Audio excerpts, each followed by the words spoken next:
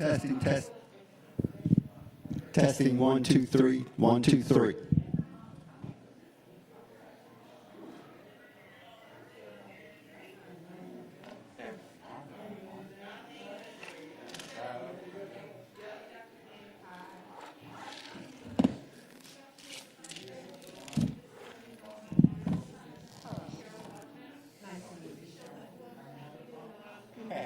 Should be where?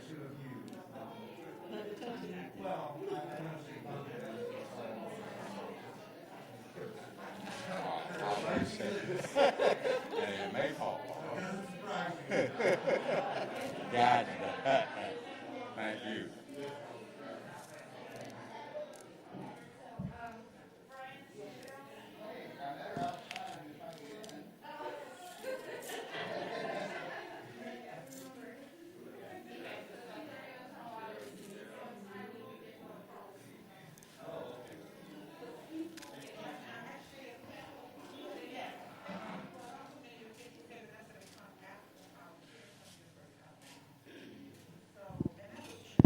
Beautiful chair, exactly.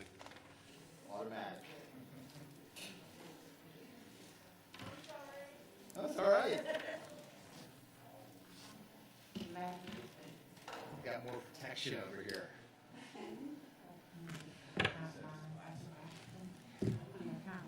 That's right. Oh, there I am. Just leaving names. Names, child.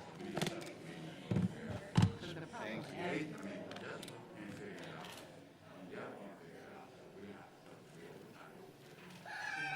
Yeah.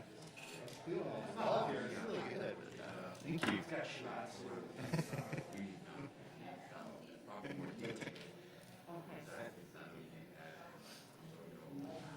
Oh, we got all those cares back.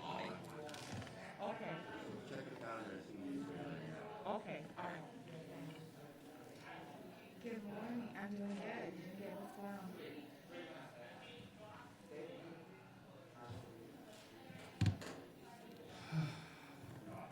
They were trying to finalize the date and time because there were some conflicts with Dr. Willette's schedule. I met with Stacy yesterday, and she was still working on it.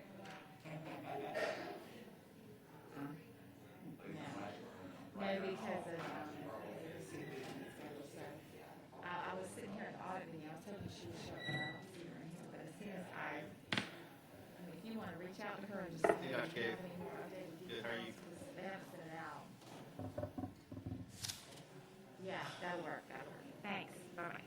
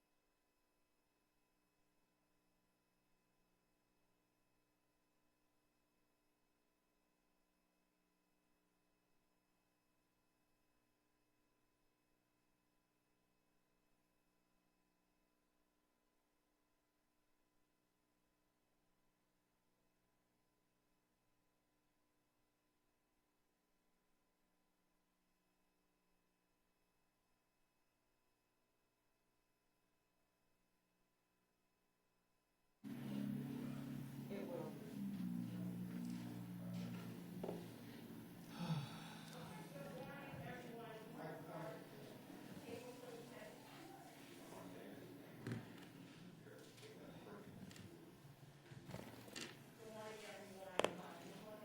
Call this meeting to order for April 22nd, our audit committee meeting at 8:04 a.m.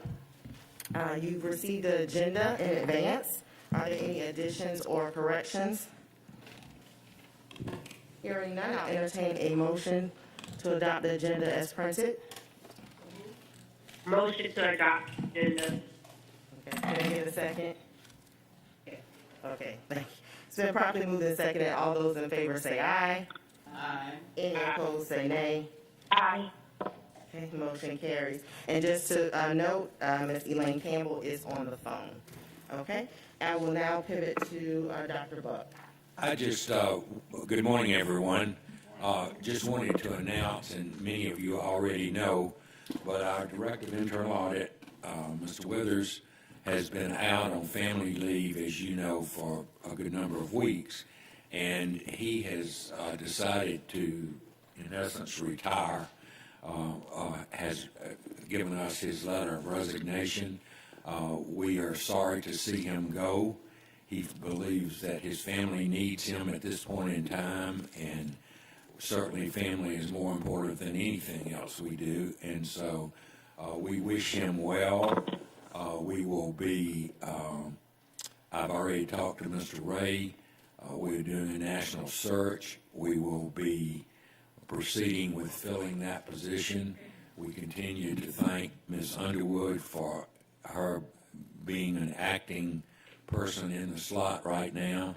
But I just wanted all of you to know and to help me. I know that Mr. Withers would appreciate an email or a phone call to thank him for his service. And if I could, I can't make a motion, but if we could just have a motion that we appreciate his service and wish him well in the future. Mr. Lauer makes that motion, so. Okay? All right, it's been properly moved and seconded that we accept the service of Mr. Withers. He will definitely be missed. All those in favor say aye. Aye. Certainly there are none opposed, but we'll offer that. All right, motion carries. Thank you, Dr. Buck. Thank you, Ms. Cooper. You've also received the minutes from our March 25th meeting. Are there any changes, corrections, or edits? All right. Hearing none, I'll entertain a motion to adopt our minutes from March 25th. Okay. It was just a couple of hands. So, Dr. Hoskins Brown. Mr. Lara made the motion, and I will second. Okay, thank you. All right, it's been properly moved and seconded. All those in favor say aye. Aye. Any opposed say nay. The motion carries. We have several agenda items. All of them, the next 1, 2, 3, 4 will require approval. And I'm actually going to just turn it over to Leah to give the directions for the next steps, okay? All right, thank you. Hope Pendergrass is here today from Malden and Jenkins, and so she's going to present the next 4 items. Welcome. And we'll just take them singularly, but I just want at least for her to introduce those. So the first one is the auditor's discussion and analysis, financial and compliance audit summary from June 30th.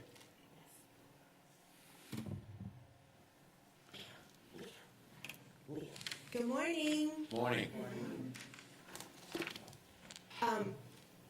I do want to extend greetings from Miller Edwards. He usually comes with this, and he had a conflict for today, so I will try my best to fill in for him. I am not the orator that he is, but I certainly hope that I can, provide some insight for this.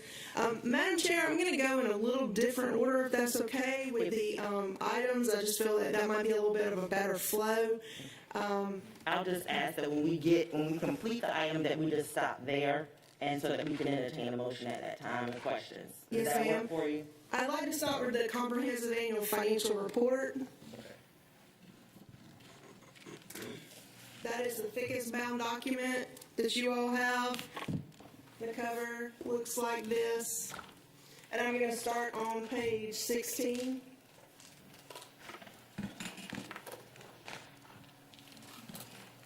And I do want to just go ahead and tell you all that right now we're in the process of, not we, but the Governmental Accounting Standards Board is considering a name change to this document. So going forward, it might be called the Annual Comprehensive Financial Report. It's kind of been brought to the attention of the Gatsby, the acronym that is represented by a comprehensive annual financial report is offensive to a certain group of individuals overseas. And so in making sure that we're, cognizant of that, They're gonna change the nomenclature of it. So going forward, instead of the comprehensive annual financial report, you might have the annual comprehensive financial report. So, all right. So if everybody's turned to page 16, remember this is your statement of net position or your balance sheet. And this is good for one day in time. As you can see, y'all had total assets of about $1.2 billion, and that's with a B. So you all have an extensive amount of resources available to you all.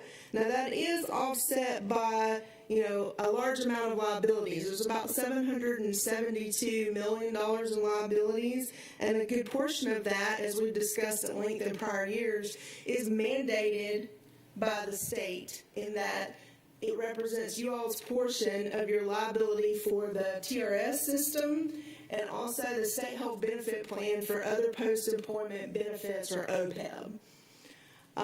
It does come down to a net position of about $461 million.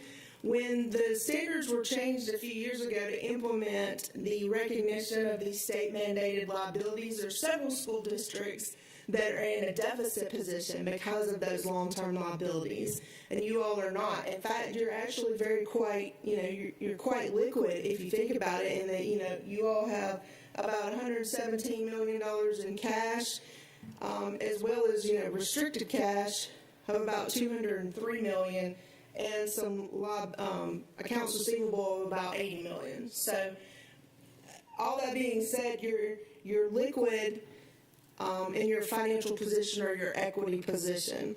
You do have about $782 million in plant and equipment. That's your buildings, your facilities, your schools, your equipment items, all that kind of stuff. So it's a very good looking balance sheet, but again, it's good for one day in time.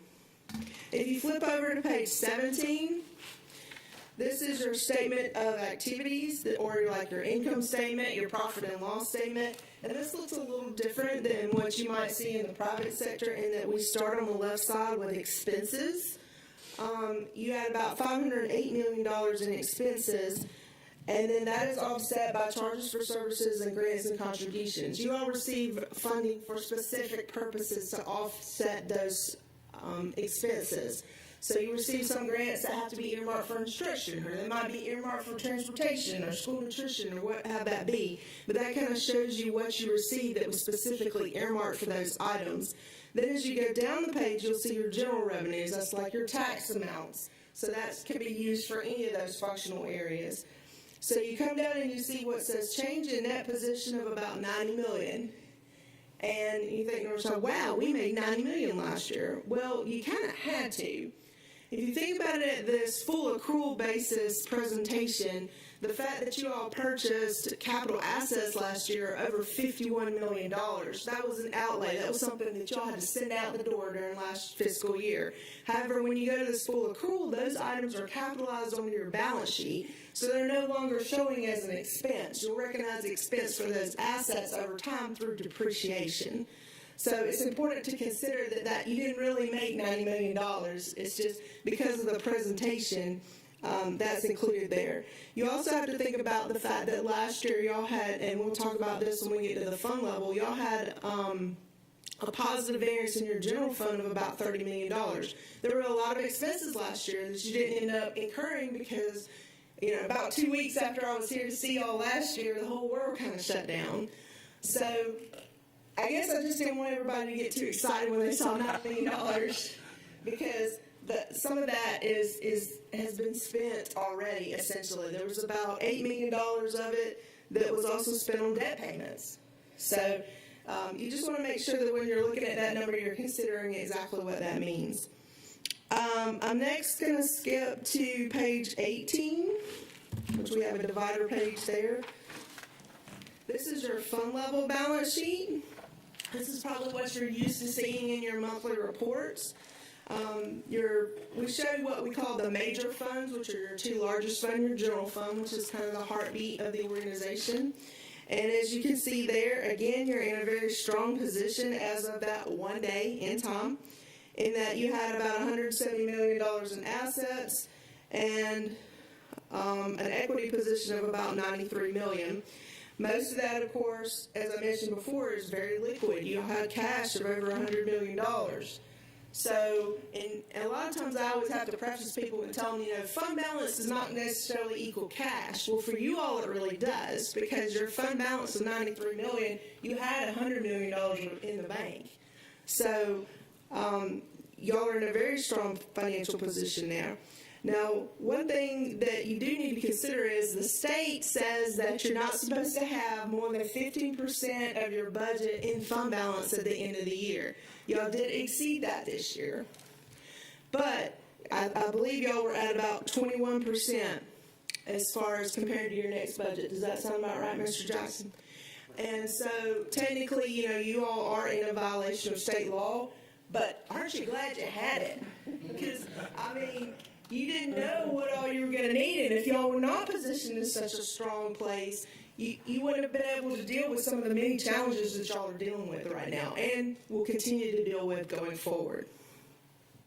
I'll stop there. Does anybody have any questions so far? If not, let's move on over to page 20.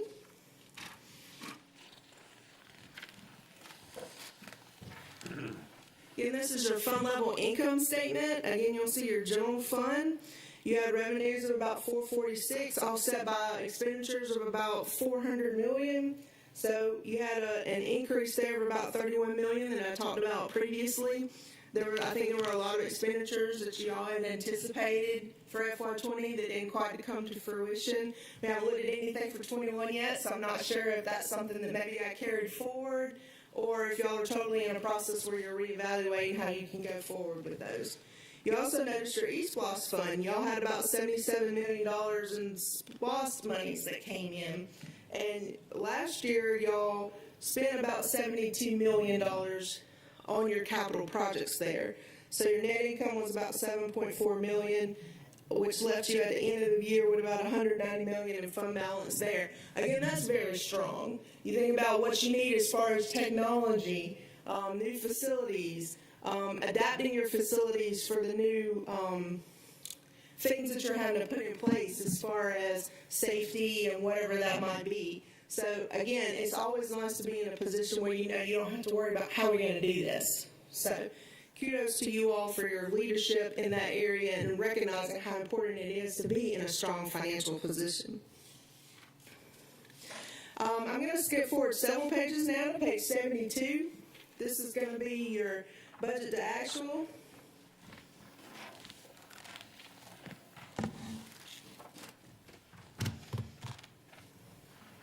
I'll give you a moment to get there. If anybody has any questions, please feel free to interrupt me. All right, once we get to page 72, again, this is just your general fund, so this kind of shows how you did as comparison to how you budgeted last year. You took in about $446 million, which was about $5.2 million less than what you had anticipated. However, if you go down the page, you'll notice that you budgeted to spend almost $430 million, but you only spent about $399 million, so that was about a $30 million positive variance. So you took in less money, but you also spent less. Your transfers also came out less than you had anticipated, of about $2.4 million. So for the year, you had expected to have an increase to fund balance of about $8.4 million, but you had an increase of about $31.4 million. So that was a positive variance of about $23 million. Again, I'm sure there were a lot of things that you all had anticipated on spending and a lot of initiatives that you had that just didn't come to fruition. So it wasn't exactly anything that any of us could have anticipated at that point. We talked about this last year, but I do want to point out that, y'all do a comprehensive annual financial report. Y'all are one of the few school districts that do this in the state of Georgia and in the United States. This just shows a commitment by management and the board to go above and beyond what is required.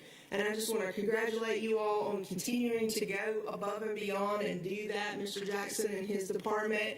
Not just everybody is doing that. And you do get to submit this for an award. And have y'all heard yet? Did you get the award? So you got the award for this. Congratulations. I just want to congratulate everybody on that. So just be aware that your finance team is doing more than just the basic requirements. And this is something good that in the spirit of transparency and in the spirit of doing well for your community that you need to be applauded for. And, you know, I'm sure that the department appreciates you all support in that endeavor. So I'm done with the CAFR. Okay. Any questions? Not after that great report, right?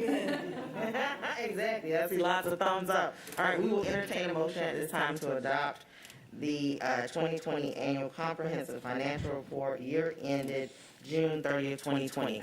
Dr. Hoskins Brown. Oh, I move that we approve the ACFR report for 2020. Okay, it's been properly moved and seconded. All those in favor say aye. Aye. All those opposed say. Any opposed say nay. Motion carries. All right, we just wanted, finance team, hello. All right, I know we clapped one time.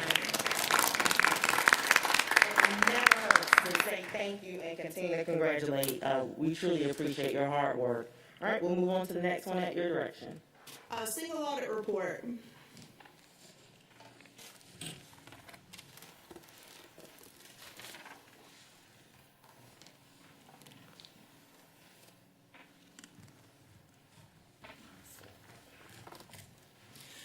I'm not actually going to open this. I'm just going to tell y'all kind of the highlights.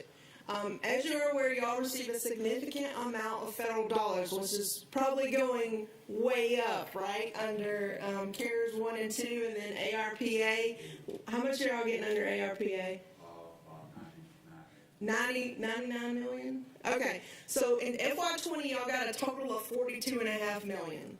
So under ARPA, y'all are already going to get more than twice what your normal dollar amount was. So you're going to continue to receive a significant amount of federal funding. We're required by the uniform guidance to audit those federal dollars, just kind of making sure y'all are dotting the I's and crossing the T's. We don't look at every program. We do it on a risk-based approach. Last year, we looked at the Title I program. That represented about $13.8 million, or 32% of the total dollars. We're happy to report that everything looked great. We had a clean opinion on the single audit report, just like we did with the comprehensive annual financial report. So again, kudos to you all for making sure not only did the finances look good, but you're dotting your I's and crossing your T's with all those regulations. So that's another great kudos to the finance department and to the board for supporting them in that. That would be it. Questions? Hearing none, we will entertain a motion to adopt this report. Yes, Mrs. Hall. I move that we adopt this report. Thanks and appreciation.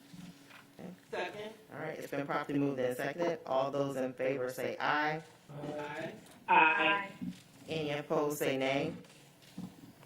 Motion carries. Just before we, next report, who else is that Ms. Owens on the line as well? Yes. Okay, all right, Yes. thank you. Robin, yes. Okay. You have that, Leah? I know I started hearing two voices. Okay, thank you. All right, next report. Dr. Buck has a question. Oh, yes. I just wanted to say, because I know that those of us in the room and on the line know this, but when the public views anything about this, I think it's very important, first of all, just tremendously complimentary to our superintendent and to Mr. Jackson and all the staff who have worked so hard. I sleep much better at night knowing that these folks make certain that we're doing everything we need to do and more to have a good financial base.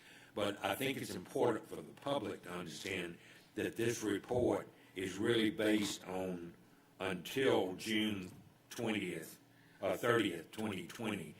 We had only been, 3 months into COVID, and so it really is only reflecting 3 months of what was going on with COVID. This next one will encompass most of the year. Not that not that there's anything wrong about that. I just want people to understand that when they talk about CARES money, only a little had come in other money has come in since then. I just wanted to note that. I think that's very important. And I also want to point out that that CARES money carries with it strings just like your regular Title I money will. So it will be part of the equation as far as our risk assessment. And I feel pretty certain that we will be looking at what was spent in 21, and then going forward, you know, it'll just fall into the regular rotation. So there will be oversight from us at your local level on those funds as well. Go right ahead. Is there any way that we could have a snapshot of where we are in the present, or that has to wait all the way until Well, this we time? haven't looked at anything for FY21 at this point, so Mr. Jackson could probably. Well, just his regular, okay, thank you. And I say that because I'm very interested in the relationship between these reports and what we hear from Human Resources. And I notice there's no one here representing Human Resources today. But the fact that we're in this kind of good health, I expect to see that reflected in our practices in Human Resources. So I'm just saying that to the other board members. Okay, thank you. The next one I'd like to talk about is the student activity funds. This one is found landscape.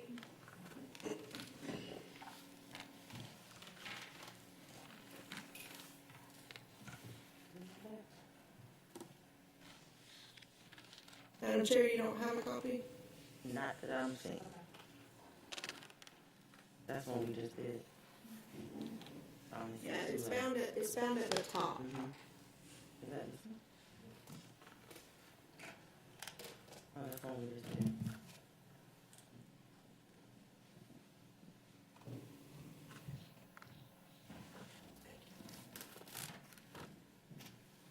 No, that's what oh. Go ahead, keep going. Okay. I had it. Okay. I thought that was what we just did. Got it. Go ahead. All right. I'm not going to open this one either. I'm just going to kind of talk about it a little bit. So you all have a large number of schools, and every year we take a look at a group of the schools that management selects. And I believe management conducts procedures on the other schools annually, and then we do all the high schools, and then we rotate through the middle school, elementary school, and special program schools. So, and what we're looking for is, you know, compliance with y'all's policies and procedures over your student activity funds, and just make sure at those individual school levels that they are doing what they need to do and crossing their I's and dotting their T's in regard to those funds.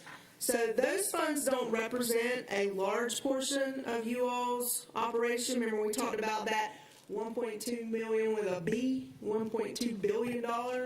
But it was all your schools together were only about 1.65 million in cash last year, which again, that, you know, 1.65 million is a large sum of money. But when you're talking about you all's whole organization, it's not that much.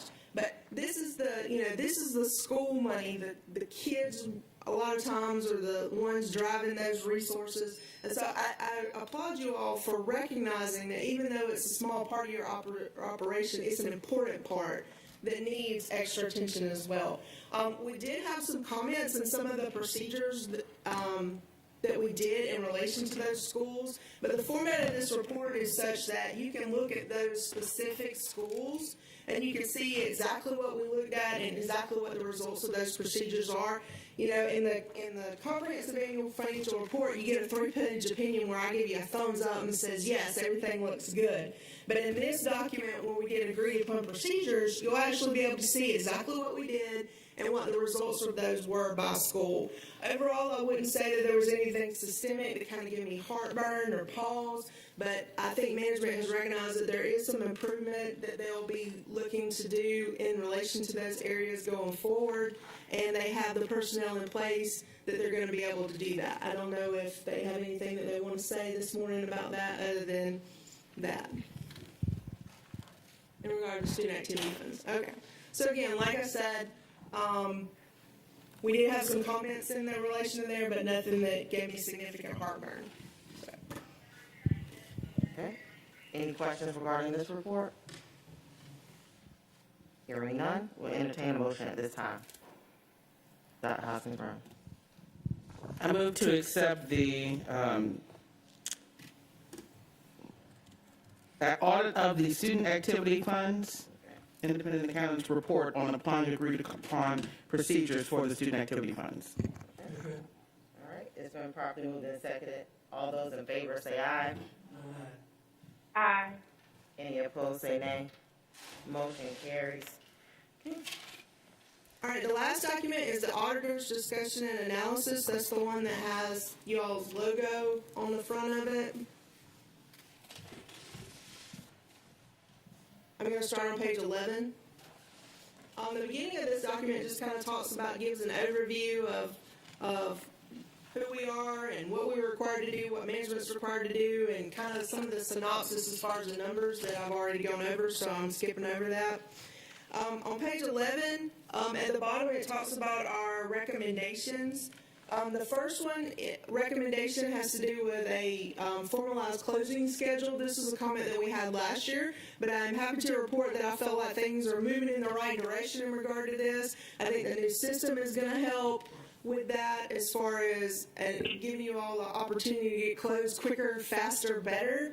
And I'm looking forward to seeing continuous improvement again next year in regard to that item. If you flip over to page 12, as I mentioned earlier, there is a state law that says you can only have 15% of your next year's budget in fund balance. So technically, y'all did not meet that threshold. Y'all were about 21%. But again, aren't you glad you had it?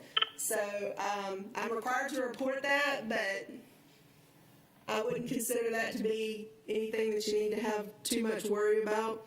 The last item has to do with your SPLOST schedules. You all are required to report to the public, what you have taken in as far as SPLOST and what you have expended. We did see some things where maybe y'all just need to do a budget amendment in regard to some of those items because you have a budgeted amount for a project that you've already exceeded. And so we're just recommending that you kind of take another look and reevaluate those projects and make sure that your budgets are lining up with what you've expended there. Again, nothing that I really have any heartburn about, but I just we try to give recommendations for improvement where we can. So that's just kind of something that we wanted to recommend as an improvement item. Last year, and I think the year before, on page 13, we kind of talked about the increasing level that the state is kind of pushing down as far as funding retirement contributions. So I wasn't going to go into detail again about that this year, but I did want to provide and point out that analysis is still included in here so that y'all can continue to see the amount of burden that the state is pushing down on you all. And the area of benefits, which again, salary and benefits is approximately probably 85 to 90% of your budget. So, on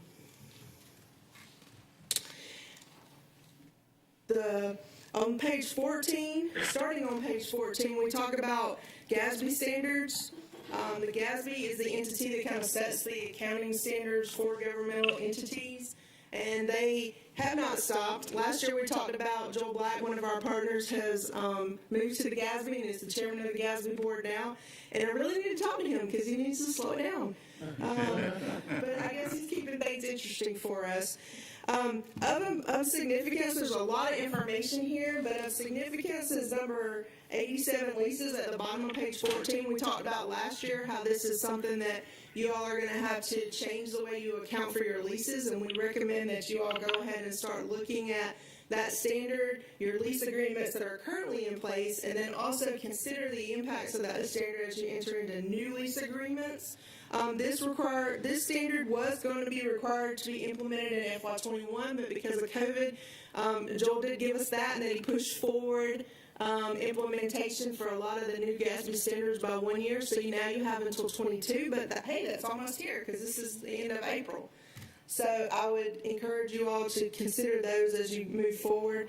And then also on page 23, the Statement 96 is going to deal with subscription-based information technology arrangements, or SABITAs. This is something that essentially is requiring you to account for your purchase of licenses, almost like a lease or a capital asset. Well, think about now that we move to remote learning, how many licenses do y'all have now? I think about my son who's been doing remote learning. He's got a learning management software that he probably has a license for. He's got licenses for all the Microsoft products that's on his district issued laptop. He's got a whole array when he logs into his single sign-on, so he's got an array that fills up the whole screen of all these programs. And I think about each one of those is probably a license. So this is a standard that you're going to have to implement in fiscal year 23, and I think it's going to significantly impact school districts. So I encourage you all to read about this standard, and we'll be talking about it some more as it gets closer. But I think that this is something that's going to impact school districts more so than your traditional city, county, water authority type governments. So. The last thing I'll talk about, which is on page 26, we talked about this last year. The first year we came to present to you all, we talked about that we offer free continuing education to our clients, and that the superintendent was very gracious in offering this facility as a site for our regional continuing education items. We want to express our gratitude for you all, again, allowing us to continue with those. We've been doing virtual. We're hoping that we will go back to in-person in 22, and look forward to the opportunity to continue to have those events here with you all. So just wanted to say thank you very much for providing that facility for us so that we can continue to offer that free training. I'll be glad to answer any questions about any of the documents, but other than that, I am finished. What a good job. Thank you. Yes, question. Good morning, and you did a great job. So just wanted to thank you also for your continued support. I think our finance team does a great job, and I want to take a moment just to acknowledge publicly the work of Mr. Jackson and his team. And, he does that, of course, with a very strong support of the executive cabinet. We give Larry a run for the money, but he's always very gracious and very responsive, but clearly very tuned in to what we need to do to improve. I think these reports are very helpful because they help establish for those who have questions, what we're doing, and it also notes that we recognize there are areas that we need to continue to work on, but we are certainly in a good, strong financial position. Like Dr. Buck, I do point out that these reports reflect through June 20th, but they were also the basis for our decisions over the last year. And I think our next report will indicate the same kind of attention to the details and our ascribing to strong financial stewardship. So thank you for your reports. We suggest that everyone read them and study them so that we can continue to be informed. When we started, I said, we think we know finance because we can manage our own personal accounts, but managing public school finance is a whole different experience, and we have each learned a lot by it. So I appreciate very much the comprehensive nature of the reports and your attention to our areas of development. So thank you very much. I'd like to ask you to think about coming into some of our middle and high schools and talking to our young girls about a career such as yours. I think we need to see more of that. I know I'm very proud to see you stand, in your boss's stead, so you said, and do such a good job. So I'd like our girls to see that this is an area that, we can shine in. Thank you. I'd welcome the opportunity to do that. I don't think I've had the opportunity to share this with the board, but I come from a family of educators. Everybody in my family but me is a school teacher. I'm talking about second cousin, first removed. My mom is, I am very thankful for my mom right now because she retired after 30 years, and she's been doing remote learning with my third grader all year for me. So I was blessed in that capacity, and that I didn't have to step in and learn how to teach. And she could fix dinner and it's ready for me every day when I get home. So I am very willing and able to give back to education in whatever opportunity that is available to me. So thank you very much. Buck, I would like to thank Hope and her team for all of the support they've given us the last 2 or 3 years, especially with the implementation of the new financial system. Most of the time we have questions or concerns about how we need to do something with the system. They have always been there. When things come up throughout the year, they have always been there to answer some questions. As you can see from these reports, we're in a pretty good financial position. The end of FY21 is going to reflect the same thing, so we're going to have to look at doing some things, I would say, differently, because we're going to be in a strong financial position with a strong fund balance. So we're going to have to look at how to manage that fund balance, and they're going to help us kind of walk through that process to see what's best for the district. We don't want to get in a position where we were in the past of using the fund balance to balance the budget, but I think there are some one-time expenditures that we could do to help level that off a little bit as we move forward. But it's going to be real hard to do right now when most school districts like us are going to end up with millions of dollars of CARES Act monies that is supposed to support districts and help you save your money. So it's going to be a few years before we can get that fund balance down, I'm sure, because we have a boatload of money coming in that most districts really don't know what to do with yet. But they're going to hopefully help us manage through that over the next 3 years as we go through CARES Act and the American, I forgot what the new one is called. American Rescue Plan? American Rescue Plan.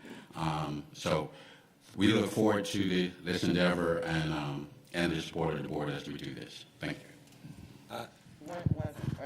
Go ahead, and then Dr. Buck. I just like to thank all of you. You know, this the old saying, "Show me the money." Thank you for showing us the money.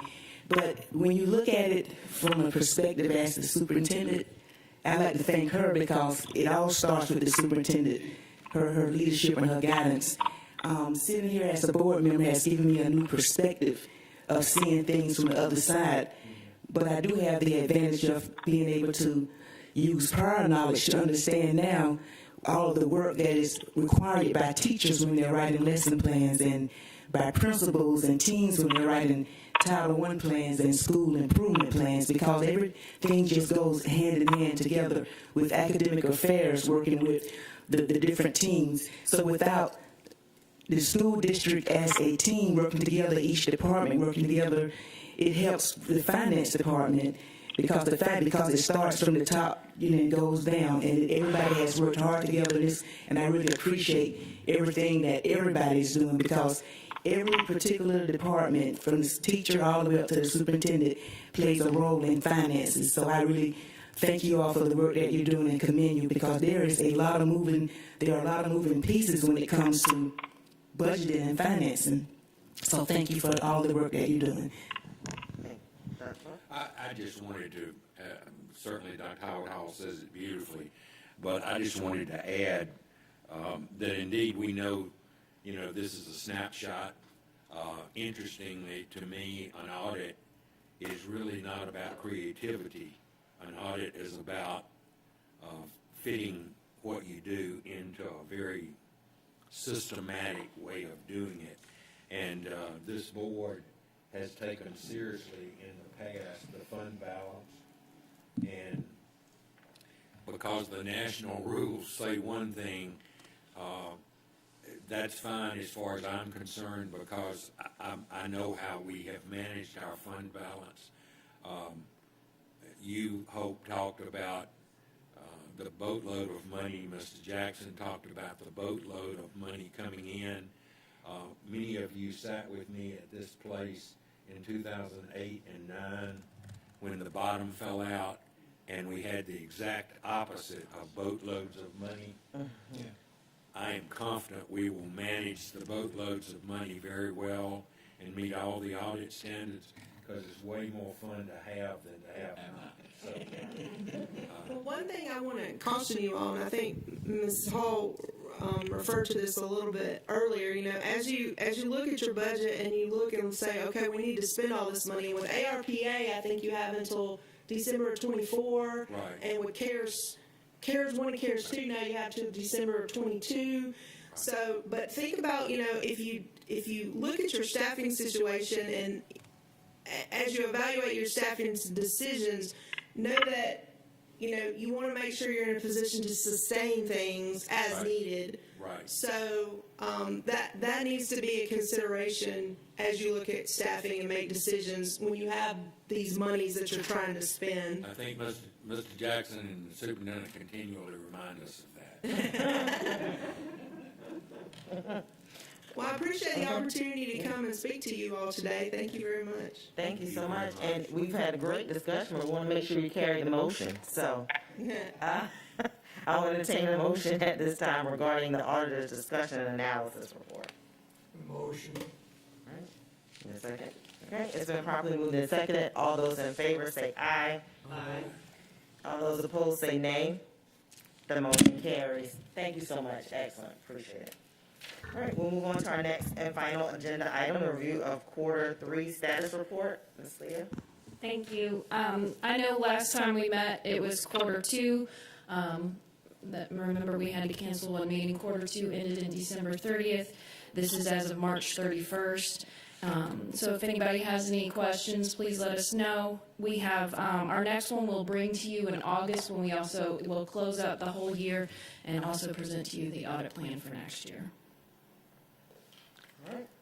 Are there any questions, any concerns? Hearing none, we will stand adjourned at 8:46 a.m. Thank you all. Good job, Mr.